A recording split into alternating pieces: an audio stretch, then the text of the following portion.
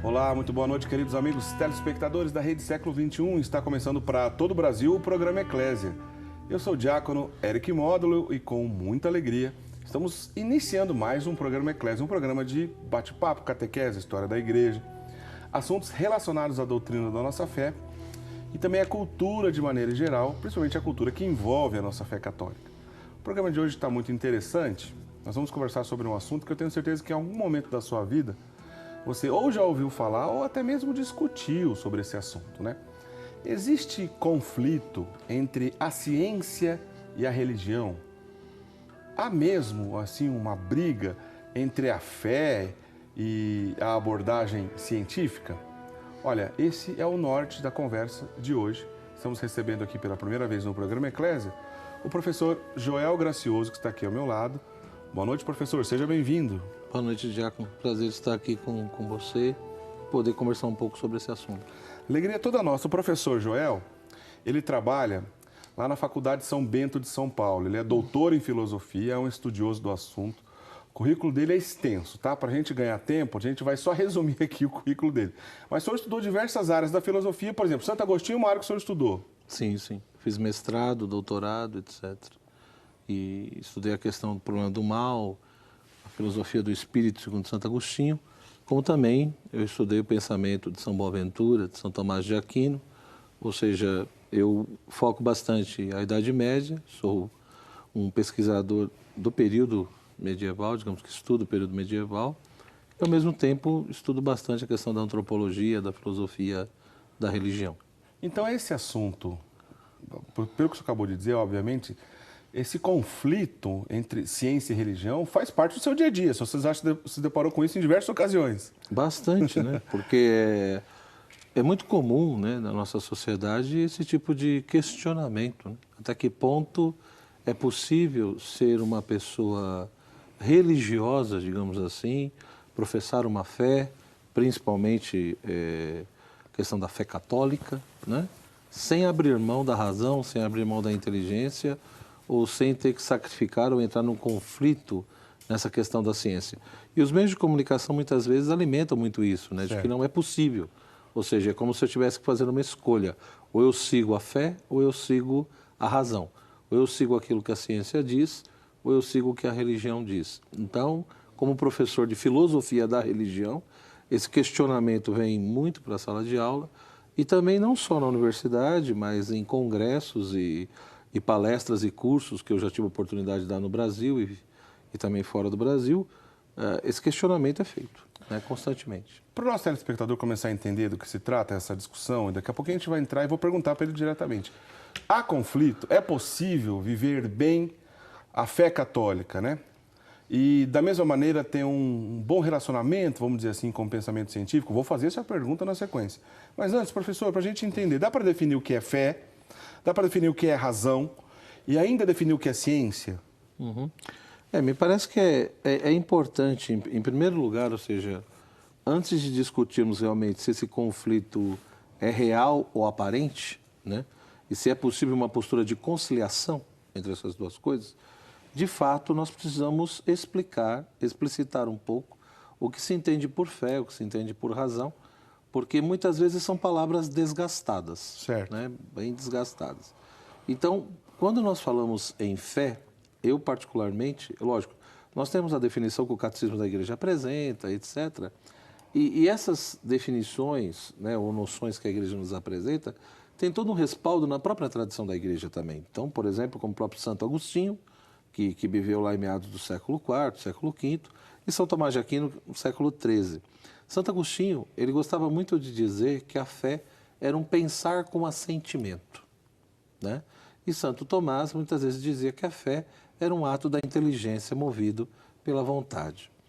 Essas duas definições, é evidente que elas têm diferenças, mas elas têm semelhanças. E no meu entendimento são... Só pode repetir, por gentileza? Ou seja, de Agostinho e de São Tomás de Aquino? A fé é um pensar com assentimento. Assentimento. Assentimento, certo. Né? E aí, Santo Tomás é a ideia de que a fé é um ato da inteligência movido pela vontade. Certo. Essas duas definições, já vou explicar um pouco melhor, eu acho que é muito importante porque hoje em dia existe uma certa ideia, uma certa noção de que a fé é sentimento. A fé é emoção, né? De onde vem essa ideia? Vem justamente ali a partir do contexto do século XIX, com pensadores luteranos, por exemplo, como Schleiermacher, né? Ou Rudolf Otto, né? Que também vai discutir um pouco nesse sentido, mas principalmente Schleiermacher, ele vai apresentar a fé como sentimento. Lógico, não sentimento no sentido sentimentalista, emocionalista, não é isso, né, de chorar e sentir emoções, mas é sentimento no sentido de que não é tanto uma análise da razão, não é uma coisa que eu descubro observando o mundo e analisando pela razão, mas é fruto mais de uma experiência pessoal subjetiva. Então, no final do século XIX e depois no século XX, muitos movimentos, né, não só no meio reformado, protestante, mas também no meio católico, muitas vezes vão frisar muito essa coisa da experiência, né? Certo. Desse encontro com Deus, etc. Que não vejo isso totalmente como errado, mas me parece que há um risco aí, que é o que nós caímos hoje em dia, né? Essa coisa da fé como sentimento, alguns, de fato, interpretaram como sentimentalismo, aquela coisa de que eu creio em Deus, ou eu tive uma experiência de Deus quando eu chorei, ou quando eu tive algum arrepio no corpo, né? Enfim, há uma certa confusão nesse sentido. E aí isso acaba afastando um pouco a questão da religião e da fé da relação com a razão. Então, quando o Santo Agostinho vem e diz que a fé, ele não nega que a fé é um dom de Deus, ela tem o elemento da graça, né? Ainda mais ele, que foi especialista no assunto da graça, né? Exato, né? Chamado doutor da graça. Ele não nega nada disso. Mas em alguns momentos ele faz questão de também mostrar esse outro lado, que é um pensar com assentimento. O que quer dizer isso? Quando eu digo eu creio, eu não digo isso simplesmente com a minha boca, eu não creio com o estômago, eu não creio com o intestino, né? Ou seja, quando eu digo eu creio, eu tenho consciência do que eu estou fazendo, então eu estou pensando. Ou seja, algo foi apresentado para mim, algum tipo de concepção, de visão de mundo, de ideia, me foi apresentado como algo verdadeiro. Certo. Eu ouço, recebo isso e eu penso, eu analiso essas coisas. Mas ao mesmo tempo que eu estou pensando, eu já vou aceitando, eu já vou dando o meu assentimento. Então o que é assentimento? É ir aderindo, é você acolhendo aquilo de verdade como verdadeiro. Então é interessante isso porque mostra uma dupla face, quer dizer, no próprio ato de fé já está pressuposto a razão. Por isso que Santo Agostinho diz, a pedra, o cachorro, a planta, não tem como realizar o ato de fé. Por quê? Mesmo que eu diga que a fé é um dom de Deus, mas Deus não dá fé para a pedra. Deus não dá fé para a razão. Por quê? E segundo Santo Agostinho, ou melhor, Deus não dá fé para a planta, né? Sim. Segundo Santo Agostinho, por quê? Porque não é um ser racional. Então, eu como ser racional, que tenho capacidade de ter consciência de mim mesmo e das coisas, eu ouço o que estão me dizendo, o que estão me apresentando, eu vou pensando, analisando com a minha razão e vou vendo sentido naquilo. Não no sentido de compreender totalmente, porque as verdades da fé têm uma dimensão também mistérica que transcende a própria razão, né? Que vão além da própria razão. E Agostinho muitas vezes também afirma isso. Mas se eu estou pensando é porque eu estou usando já a minha razão. E se eu estou assentindo, quer dizer que eu estou aceitando, eu estou aderindo. É por isso que a gente vê presente a discussão em Santo Agostinho do acreditar para conhecer mais e também conhecer mais para acreditar. Isso. Essa discussão está presente nele. O famoso crer para compreender, né? Credo ut intelligam, né? Creio para compreender no latim e compreendo para crer, né? Então esse movimento, na realidade a fé e a razão em Santo Agostinho, ele vê como uma circularidade, um círculo virtuoso, né?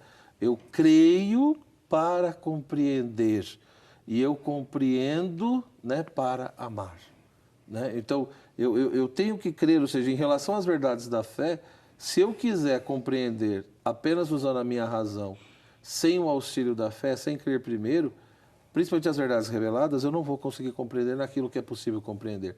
Então, Agostinho tem consciência que tem coisas que, mesmo crendo, não é que você vai entender totalmente, né? Você vai entender até um ponto. Mas esse até um ponto que é possível, você só vai atingir se primeiro você crê e depois você vai compreendendo aquilo que é possível. Então a fé precede a razão. Isso é interessantíssimo. Agora, o que é interessante é que se a fé vem antes da razão, eu creio para compreender, existe uma razão que é anterior à fé, se você parar para pensar. Porque eu tenho aqui uma razão desse lado, que é a razão que entende, que compreende. Essa razão que compreende, primeiro eu preciso crer, primeiro eu preciso realizar o ato de fé. Mas o ato de fé só é possível porque eu sou um ser racional. Então, no fundo, eu tenho fé e razão. Mas há uma razão antes da fé também. Essa razão antes da fé não é a razão que explica e entende, mas é uma razão que possibilita o próprio ato de fé. Então, quer dizer, quando eu digo eu creio, é porque ao mesmo tempo eu estou pensando e estou aceitando aquilo que está sendo apresentado para mim como verdadeiro. E isso é possível, primeiro, porque eu sou um ser racional, e segundo, porque, evidentemente, a graça de Deus já está me ajudando a aderir, a aceitar isso. Isso é interessante e já dá um indício da nossa conversa aqui para diante, Sim. né? Porque, pela primeira resposta do senhor, eu já não vi tanta distância, assim, uma briga tão grande. Mas o senhor não comenta da briga ainda não. Da briga tão grande entre o ato de fé e a atividade da razão, atividade científica. Mas, por falar em atividade científica, o que é ciência? Então, a ciência, na realidade, é interessante porque quando nós falamos em ciência, é muito comum para nós pensarmos a ciência já a partir dos modos modernos, né? Então, quando nós falamos ciência, no fundo já está implícito, né? Ciência para nós é ciência moderna, né? É aquilo que começa a surgir a partir do século XVII, XVIII. Mas se nós fôssemos mais rigorosos, por exemplo, nós teríamos que dizer, não, a concepção antiga de ciência, a concepção moderna de ciência, né? Então, aí seria um pouco mais rigoroso. Mas, no geral, quando nós falamos em ciência, e o que predominou na sociedade é a concepção moderna, né? Então, eu diria que nós humanos, né, o famoso o Homo sapiens sapiens, né, ele foi se adaptando na realidade. O ser humano foi se relacionando com o mundo, com as coisas, e o ser humano não se contenta, né? Ou seja, ele não se contenta apenas em estar no mundo, né? Essa presença natural não satisfaz o homem. Então, a pedra, a planta, outros seres, eles estão no mundo, têm uma presença natural, mas o ser humano parece que ele sente necessidade de algo mais, né? Existe uma maneira propriamente humana de se colocar no mundo, de se relacionar com o mundo. E aí, nessa relação com o mundo, me parece que o ser humano foi criando meios, formas, de buscar compreender a realidade. Então, a ciência, no meu entendimento, é uma forma, uma maneira de olhar para o real, de olhar para a realidade, de abordar a realidade. Então, quando a gente pensa na literatura, quando nós pensamos na arte, quando nós pensamos na religião, quando nós pensamos na ciência, no meu entendimento, são modos desse Homo sapiens sapiens se relacionar com o mundo e tentar descobrir e compreender o sentido do real, o sentido da vida. Então, a ciência ela tem o seu valor, ela tem a sua importância, né? O método científico ele é baseado principalmente em critérios empíricos, né? Ou seja, experiência, né? Experiências. Certo. Então, quer dizer, eu tenho ali um problema, um problema se coloca, eu levanto uma hipótese, né? E eu vou testar essa hipótese, entendeu? Confrontando aí. Então, eu tenho um problema, levantei uma hipótese, vou construir uma teoria e eu vou testar essa hipótese, essa teoria, a partir de critérios, né, bem experimentais. Se a teoria, essa hipótese, passar pelos critérios, pelos testes, né, essa teoria, ela é, digamos, ela é considerada válida, ela é considerada... Cientificamente válida. Cientificamente. Agora, a ciência, esse é o grande problema, Eric. Certo. O grande problema não é a ciência, mas é o que nós chamamos de cientificismo. O que seria o cientificismo? Seria a absolutização da ciência. O que quer dizer isso? Seria você achar que a ciência, sozinha, ela é capaz de resolver todos os problemas humanos. Ou seja, eu não preciso de mais nada, né? É o famoso endeusamento da ciência. É quando a ciência vira um deus, né, onde ela é capaz de explicar tudo, resolver tudo e, portanto, ela é a única coisa importante na vida. O resto não tem valor nenhum. Esse cientificismo, ele é terrível. E é criticado por muitos cientistas, né? Por muitos filósofos da ciência. Por quê? Eu não preciso negar a validade da ciência, nem a beleza e a importância da ciência. Isso aparece muito claramente na medicina, por exemplo, né? Quem vai negar os benefícios que o avanço da medicina trouxe para a vida humana? Muito anterior até do que o Novo Testamento, Eclesiástico já trazia essa importância de se dar cuidado aos médicos, de ouvir, na verdade, melhor dizendo, os médicos, quer dizer, a presença também do senso religioso já sempre esteve na medicina, né? Então, a ciência é essa junção, querendo ou não, por um lado, da razão, da capacidade racional do ser humano de pensar, de refletir, de analisar as coisas, e, ao mesmo tempo, conjugado com a observação empírica. O que é a observação empírica? Pelos sentidos. O que eu vejo, o que eu toco, o que eu ouço, né? Então, os sentidos corpóreos têm aí um peso enorme. Então, o trabalho dos meus sentidos relacionados à questão da razão levou, digamos assim, à criação do método científico, que trouxe muitos avanços das mais diversas áreas, seja das ciências exatas, seja das ciências biológicas, né? Ou mesmo as chamadas ciências humanas, enfim. Tem aí o seu valor, evidentemente que tem as suas diferenças. Geralmente, quando nós pensamos em ciências, nós falamos muito das ciências naturais, né? As ciências humanas acabam sendo colocadas meio de lado e toda uma polêmica nesse sentido. Certo. E realmente tem métodos diferentes, enfim, tem que tomar cuidado. Mas eu diria que, para a gente finalizar esse ponto, eu diria que a fé, ela é um dom de Deus. Ela pressupõe a graça de Deus, né? Mas ela é um dom e uma graça que nós recebemos justamente porque fomos criados como seres racionais, capazes de pensar e refletir. Então, como diria São Tomás, é um ato da inteligência. Então, quando eu creio com a minha inteligência, eu sei o que eu estou fazendo. Mas é um ato da inteligência sozinho? Não, aí entra a vontade. Então, isso é importante porque muitas pessoas me questionam às vezes, se a fé é um dom de Deus, e se ela é um ato da inteligência movido pela vontade, por que tem pessoas que não creem? Por que tem pessoas que não têm fé? E isso é uma coisa importante, porque o mecanismo de funcionamento, segundo São Tomás, ou segundo a escola tomista, é muito interessante porque mostra que quando as verdades da fé são apresentadas para nós, o nosso intelecto ele apreende aquilo, ele recebe, ele ouve, ele compreende o que está sendo dito, e o intelecto percebe, né, ou a razão, que aquela verdade, aquilo que está sendo proposto como verdade, não é evidente, mas também não é absurdo.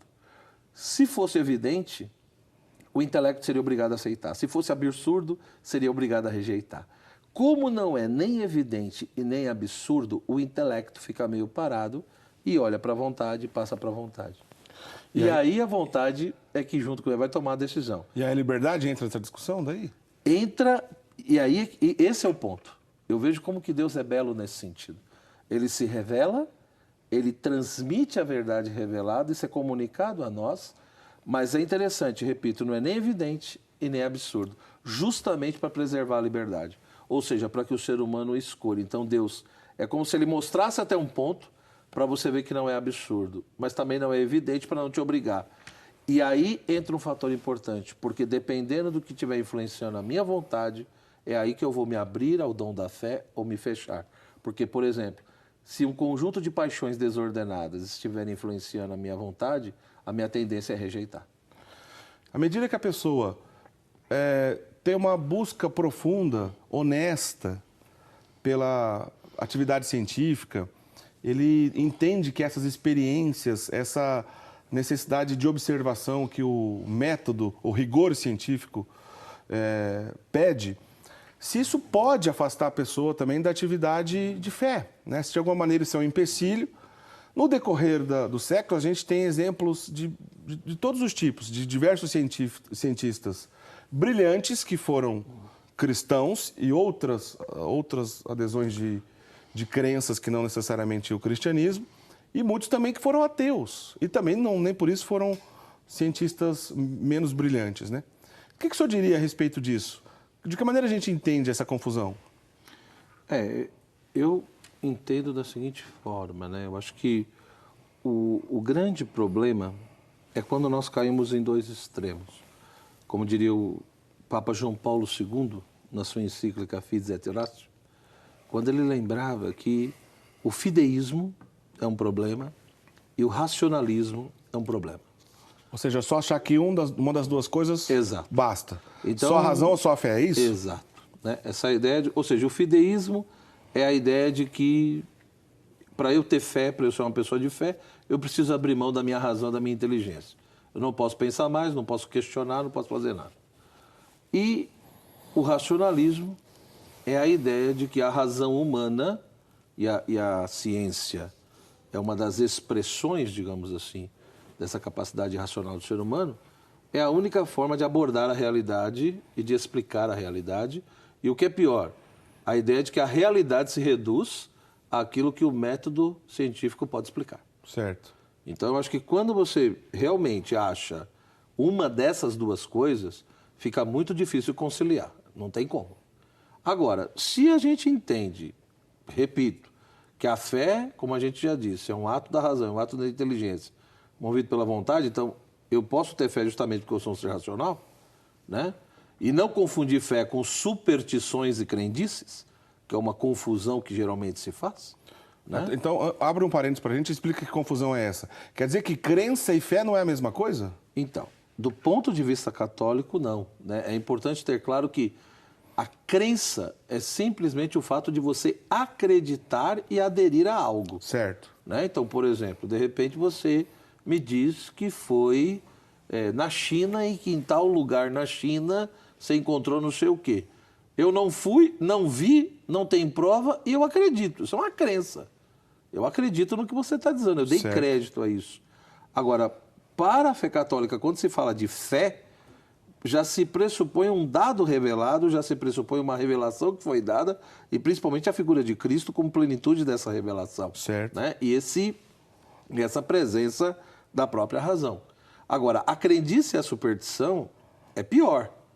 Né? A crendice e a superstição é você ter uma visão, né, totalmente ilógica, confusa da própria realidade, aonde você tenta explicar tudo o que ocorre no mundo a partir de realidades mágicas, fantasiosas, né? E, portanto, você não consegue aceitar ou adquirir um conhecimento natural sobre as coisas, né? Você nega a possibilidade da razão humana explicar algo. Então, veja que você sai do extremo e vai para o outro. Se o racionalista entende que a razão pode explicar tudo, resolver tudo, e a realidade se reduz àquilo que a razão pode entender, quem tem crença e superstição, ele simplesmente não usa a sua razão, ele abre mão da sua razão, porque ele quer entender o mundo sempre a partir de algum viés, né, de fantasia, de superstição. Então, por exemplo, eu pego uma determinada planta, né? E aí, uma planta ela pode ter um poder de curar uma doença, mas devido a uma substância física, química que ela tem. Isso a razão explica. Mas aí eu acho que naquela planta tem uma energia espiritual que cura a minha coluna, né? Aí é crença. Aí é crendice, exato. É superstição. O senhor acabou... Eu não passo debaixo da escada. Então, qual é a diferença, Érico? Tá, vai lá. A crendice e a superstição escraviza. Ela leva você a ter medo, né? Ela faz com que você se feche e faça as coisas com medo de ser punido. Enquanto que a fé, ela te liberta. A fé, ela te liberta porque ela te ajuda a realmente encontrar o seu Criador, aquele que te criou por amor e não por necessidade, e que te ama, né? E, portanto, a descobrir o sentido da vida e das coisas. Então, quando você pega uma pessoa que tem crendices e superstições, eu não vou passar debaixo da escada, porque senão dá azar. Eu não vou cruzar com o gato preto, porque senão não sei o quê. Então, veja que eu estou abrindo mão da minha razão, da minha liberdade, por medo de algum tipo de forças ocultas que podem me punir. A fé não. A fé, ela leva você a viver a sua dignidade de filho de Deus, né? E, portanto, não se colocar acima de Deus, você se submete a Ele, mas você vive de acordo com a natureza que Deus lhe deu, que tem uma racionalidade, que tem uma liberdade. E o cristianismo pressupõe isso. Acho que essa é a questão. Belíssima resposta do senhor.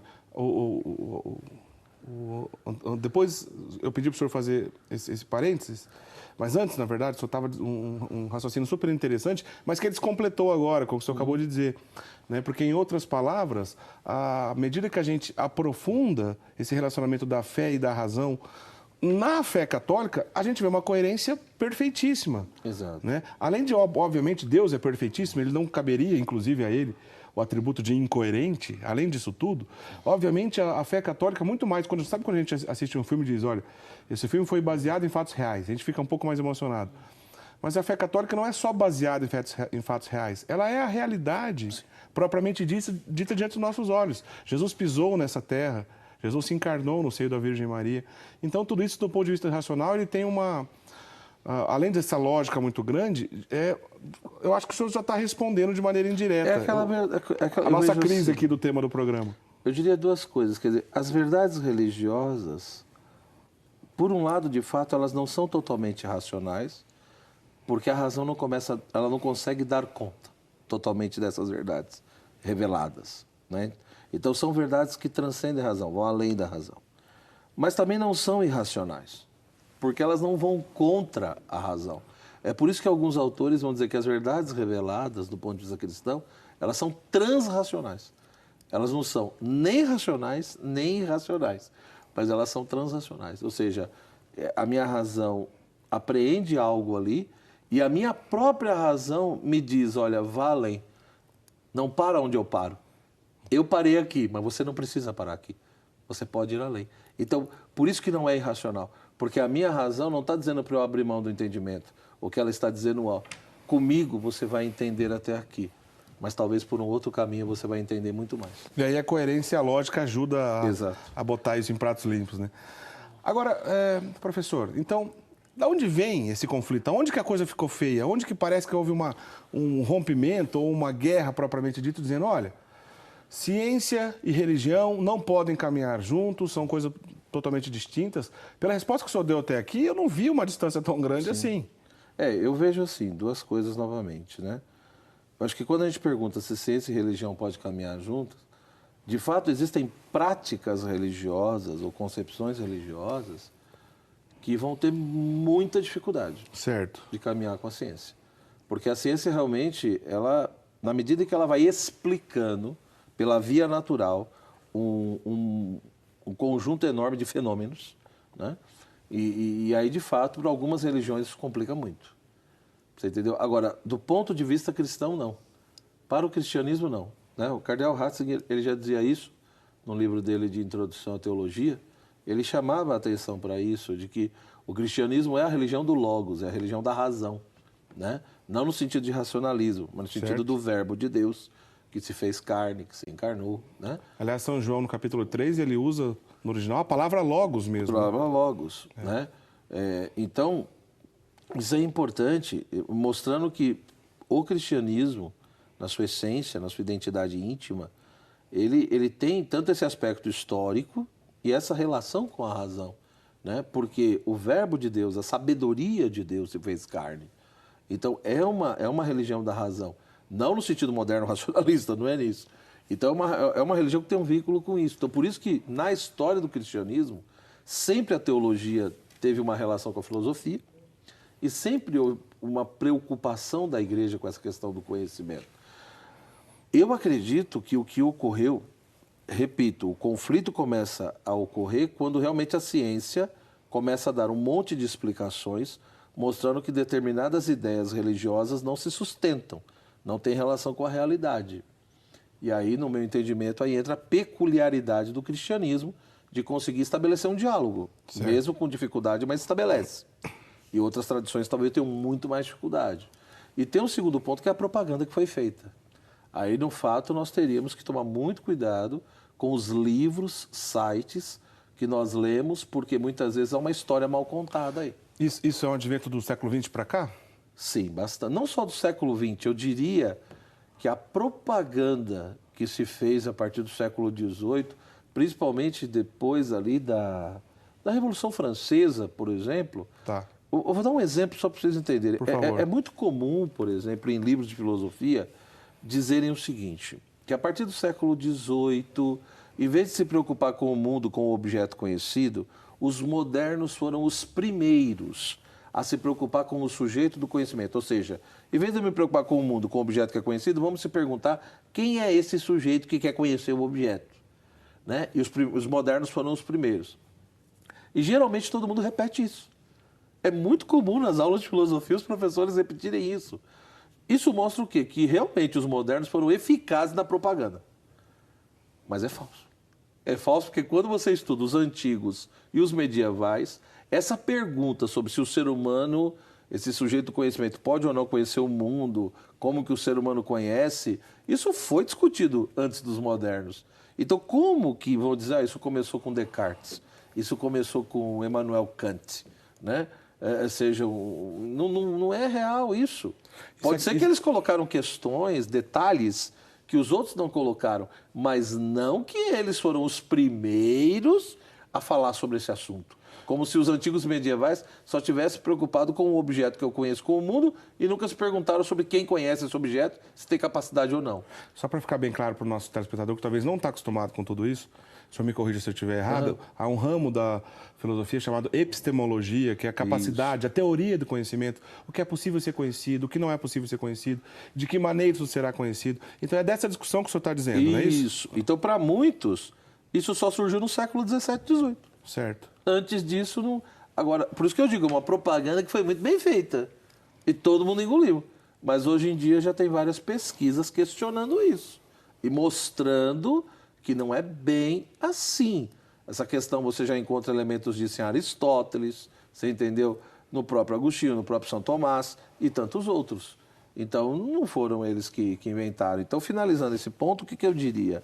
Que, de fato, foi criado, foi transmitido, e, infelizmente, as escolas hoje em dia ainda passam muito essa ideia de que a igreja, né, perseguiu os cientistas, que a igreja ela é contra a cultura, né, o conhecimento. A gente precisa desmistificar isso. Por quê? Por exemplo, se as universidades são criações da igreja, é só estudar a história de fato. Quer dizer, além do período medieval, final do século XII, depois do século XIII, surgem as universidades. As primeiras universidades são criações da igreja, né? Copérnico, né, era religioso, era um homem de ciência. Então, o caso de Galileu, quando falam de Galileu, por exemplo, mas a igreja perseguiu, sim, teve conflito, mas não foi só a igreja. E por que a igreja questionou Galileu? Porque os grandes professores da época também não aceitavam o que Galileu estava dizendo. Do ponto de vista científico só, e não religioso apenas. Vamos só rapidinho separar o joio desse trigo aqui, que esse assunto é interessante, a gente já outras vezes discutiu. Bom, primeiro Copérnico era clérigo. Então, toda aquela história de foi o primeiro cara que trouxe à tona de que não era necessariamente não era o Sol que estava girando em volta da Terra, mas era justamente a Terra que girava em volta do Sol, o heliocentrismo e tudo mais.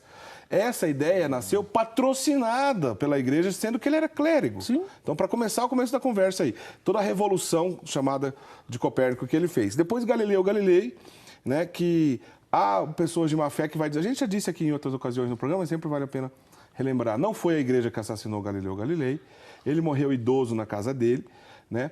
Mas, como o senhor estava bem dizendo, não necessariamente foi somente a igreja que rejeitou as ideias no início, porque ele não tinha condições claras de provar o que estava dizendo. Era por isso, professor? Exato. Entendeu? Eram coisas tão inovadoras, não sei o quê, que mesmo muitos professores e pensadores na época também questionaram.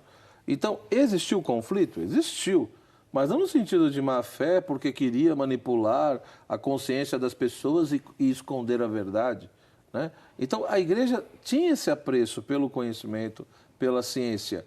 Mas a questão é que o negócio foi mudando. Ou seja, a ciência, nesse contexto aí, era feita para quê? Era a ideia de que vamos conhecer o mundo, vamos conhecer as coisas, tais como elas são, por dois motivos. Ou seja, primeiro, para glorificar a Deus, para honrar a Deus. Então, o conhecimento era uma forma de honrar a Deus e se aproximar de Deus. Essa era a ideia. E também é óbvio ajudar o ser humano.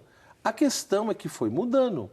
Então, quando você entra no século XVIII, principalmente, com toda aquela questão do movimento das luzes, do iluminismo, aí é um outro contexto. A crítica ao cristianismo é muito forte. A crítica à igreja, à religião em geral, vai se chamar, por exemplo, a deusa razão. A razão vai ser chamada de uma deusa, né? Quando perguntavam, mas Deus existe? Alguns filósofos diziam, Deus existirá se a deusa razão, no seu tribunal, disser que ele existe. Reduzir demais, né? Entendeu? Então, assim, o contexto mudou e a ciência e a razão foi sendo endeusada. Então, não é que a igreja era contra a ciência. A igreja era contra um certo tipo de ciência, uma certa maneira de fazer ciência. E muitas vezes ciência muitas vezes ligada a todo tipo de esoterismo, de ocultismo, como é no caso de Giordano Bruno, por exemplo, no século XVI. Que era um caso mais complicado ainda. Que era mais complexo, você tinha ideias filosóficas ali que não batiam muitas vezes com a questão. E Giordano Bruno não foi aceito por ninguém, não só pela igreja. Exato. Em outras palavras, era um mala sem alça que não conseguiu provar nada. Aliás, antes que eu me esqueça, professor, o senhor tem um site, né, onde as pessoas podem encontrar mais o seu trabalho. Qual é o site do senhor?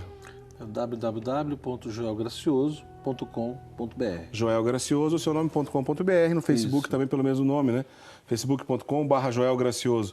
Para quem quiser mais informações, conhecer um pouco mais do seu currículo. O senhor também escreveu diversos livros, lá no site encontra sobre os livros? Lá no site tem uma parte que é a questão de publicação, tem lá os livros que eu já fiz, a maioria está, enfim, alguns esgotados. Tem um que é Pequenas Reflexões, onde eu escrevo sobre vários temas, vários assuntos, né?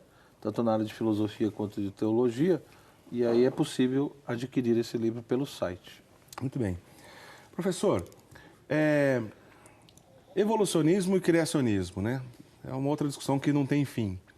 Afinal de contas, o homem é o fruto de uma evolução natural ou foi Deus que um dia nos criou assim como a gente se encontra hoje?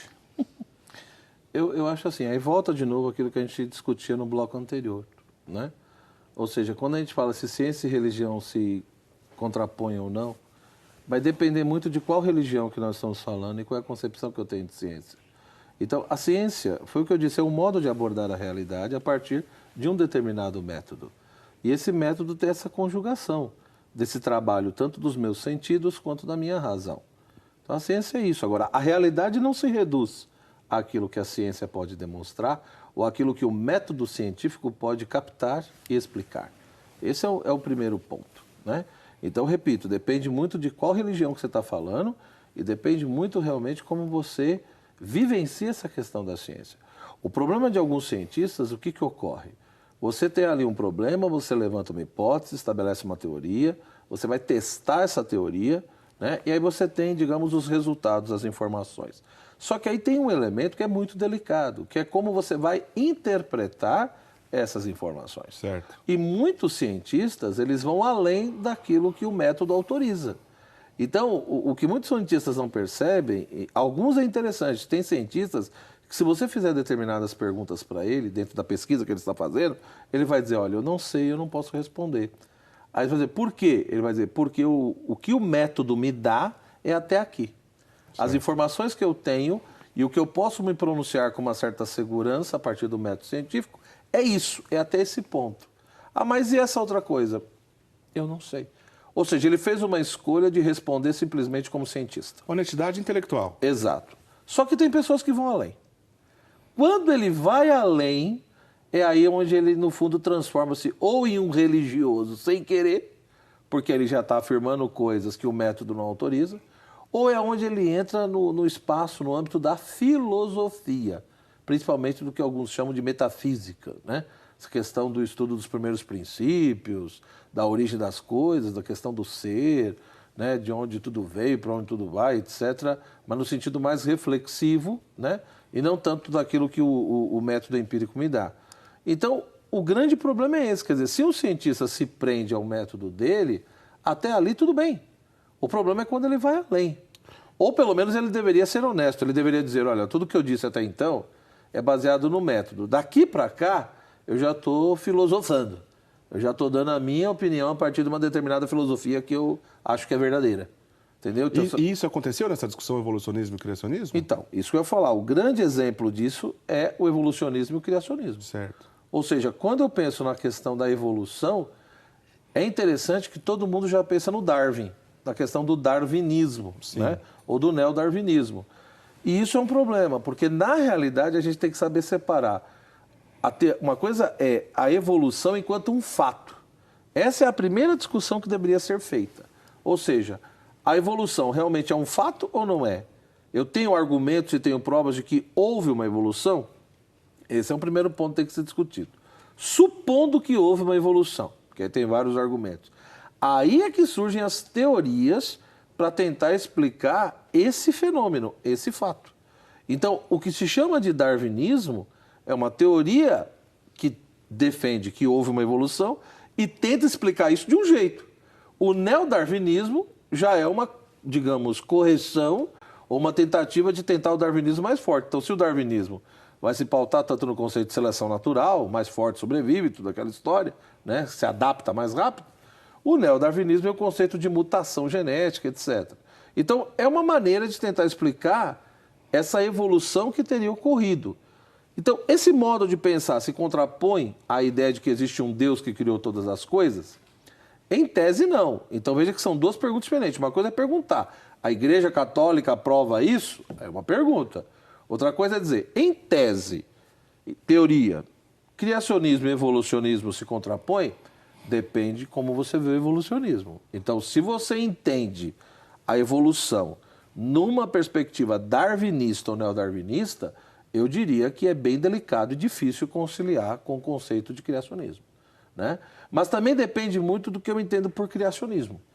Então, por exemplo, se para mim criacionismo é a mesma coisa que fixismo, ou seja, Deus quando criou o mundo, ele já criou todas as coisas prontas e acabadas e não há nenhum tipo de desenvolvimento, de progressão, etc., né? Ele já criou tudo pronto e acabado e tudo apareceu no mesmo instante. Então, esse modo de pensar realmente se contrapõe totalmente com a ideia de uma evolução. Entendeu? E até mesmo apareceu no mesmo instante, se contrapõe até com a ideia bíblica. Sim, né? Entendeu? Santo Agostinho, por exemplo, ele tinha uma ideia chamada a questão das razões seminais, né? Eu ia falar sementes do verbo, é São Justino, é outra coisa. Mas as razões seminais, segundo Santo Agostinho, quer dizer, Deus criou, né? É que Santo Agostinho faz a distinção entre criar e formar, né? Então Deus, quando cria, ele cria a matéria ali sem forma, e aí depois ele vai formando essa matéria. Ele foi colocando sementes, ou seja, forças, energias, disposições, para que as coisas, quando ele cria uma vez só. Mas isso não quer dizer que as coisas que ele criou apareceu tudo no mesmo instante. Então, é como se Deus... Isso exclui uma espécie de evolução, então. Exato. Por isso que alguns vão dizer... Lógico que é um anacronismo, porque ele não usa essa palavra, né? Tá. E ele nem está discutindo evolucionismo. Óbvio. Mas o que eu digo, o que é interessante é que ele defende um certo criacionismo dinâmico, digamos assim. Deus é um só teve um ato da criação, só que para ele criar é quando Deus cria a matéria, né? E vai dando forma a essa matéria. Mas, ao mesmo tempo, Deus coloca ali sementes, essas razões seminais, quer dizer, nessa própria matéria e nessa relação com a forma, Deus programou para que as coisas fossem se desenvolvendo e surgindo. Você entendeu? Hoje em dia, alguns autores defendem, não é muito aceito no meio acadêmico, essa é a verdade, porque o meio acadêmico predomina muito o darwinismo e o neodarwinismo. Certo. A verdade é essa. Mas tem alguns teólogos, né, alguns autores, mesmo filósofos, que defendem a ideia do chamado evolucionismo teleológico. O que seria o evolucionismo teleológico, né? Teleológico porque lembra telos, do grego, quer dizer fim, finalidade. Então é a ideia de que Deus poderia ter criado a matéria e teria infundido na matéria os próprios princípios do desenvolvimento e da evolução. Então é a ideia de que as coisas vão evoluindo, não por acaso, não aleatoriamente, mas elas vão se desenvolvendo e vão atingir um fim estabelecido pelo próprio Criador, por isso teleológico. Então não é obra do acaso, não é aleatório, não é uma coisa que não tem sentido, mas Deus cria a matéria e infunde na matéria os princípios e o fim que ela deve atingir. E no caso do ser humano, é a ideia de que o seu corpo, enquanto matéria, poderia vir de uma evolução, mas a alma não, né? É aí que surge a dificuldade dessa teoria, porque quando você pensa no âmbito material, tudo bem, mas quando você pensa em termos de alma, de espírito, etc., teria que ter uma outra intervenção de Deus ali. Ou seja, quando o corpo humano que estava vindo evoluindo de seres inferiores, naquele momento que ele estivesse preparado, Deus teria criado a alma humana. Aí é o Ruá, o sopro da vida. Exato, essa é a ideia. E aí entra no campo, obviamente, da teologia, da fé. Mas para a gente ficar em paz, a narrativa de Gênesis não é um livro científico. Exato. E que para nós está claro que Deus criou todas as coisas. Isso está claro. E isso é um assunto para um outro momento aqui, para a gente entrar na discussão literária de Gênesis, etc. Mas que Deus criou todas as coisas. Eu acho que o que é importante, obviamente, está claro, pois não. É a questão de que Deus, de fato, criou, ou seja, ter claro que criar é chamar a existência. Criar é fazer com que exista algo que nunca existiu. Agora, Deus poderia ter criado as coisas num único instante, tudo, poderia, mas também Ele poderia ter criado tudo no sentido de ter programado isso e pensado isso. Então, do ponto de vista teórico, isso não é um absurdo. Entendi. Lógico que aí é uma tarefa, seja dos cientistas explicar como surgiram as coisas, dos filósofos discutirem se isso tem razoabilidade ou não. E o teólogo vê até que ponto a tradição, o magistério e a escritura fala sobre isso. E está ali cuidando para que a lógica da fé não entre em Sim. contradição, porque aí, de novo, a gente voltaria na questão Sim. da coerência, etc. Professor, nosso tempo está acabando. Eu vou fazer uma pergunta difícil para o senhor responder em apenas um minuto e meio, que a gente tem tempo só. A pessoa que está diante dessa crise, né, diante de uma dificuldade de fé ou até mesmo uma dificuldade científica e que, de repente, os seus estudos, de repente, levaram essa pessoa para essa crise, né? Puxa vida, e agora, ciência ou religião, como é que eu faço? O que o senhor nos diria? Como é que o senhor daria uma luz para essa pessoa? Eu diria o seguinte, no período medieval existiam alguns autores que defendiam a doutrina da dupla verdade. A fé ensina uma coisa, a razão ensina outra e não tinha problema nenhum. Essa doutrina é falsa. A verdade é uma só, né? E o primeiro ponto é isso, nunca esqueça que a verdade é uma. E a verdade o que é? A verdade é aquilo que nos mostra o real. É aquilo que realmente revela o que as coisas realmente são. Se Deus nos deu tanto a inteligência, a razão, quanto a fé, é porque Ele não quer que a gente abra a mão de uma ou de outra. E como diria o Papa João Paulo II, de novo na encíclica que eu citei aqui, fé e razão, né? O espírito humano, para voar em direção ao absoluto, ele precisa de duas asas que batam sincronicamente em harmonia, que é a fé e a razão. Então, se em algum momento você estiver em dúvida, em angústia, eu te diria, não abra mão nem da fé e nem da razão. Se você está em conflito, é porque deve estar algum problema, ou do lado da razão, você não está usando a sua razão direito, né? Você está ali exagerando em alguma coisa, você está hipervalorizando ela demais, e aí tomar cuidado porque às vezes a soberba e o orgulho atrapalha muito nisso, né? Ou às vezes é porque você também está com uma concepção de fé um pouco confusa e indevida. Então eu diria, se o conflito, a dificuldade está surgindo, pare e peça a Deus a graça, busque ajuda em pessoas que vivam esse equilíbrio e que mostrem e que ajudem você a ver se você está entendendo realmente o que é fé e razão ou se você não tem uma compreensão errada do que seja fé, do que seja razão. Porque Deus jamais nos daria duas coisas ao mesmo tempo e depois pediria para a gente abrir mão de uma delas. Certíssimo. Essa dica é boa, hein? Busque um diretor espiritual, uma pessoa capacitada, alguém que vai te ajudar nessa crise. Professor, muitíssimo obrigado pela sua presença. Espero contar com o senhor em outros momentos aqui. Foi muito legal o papo, o assunto é interessante e o programa voou, obviamente, né? Muitíssimo obrigado.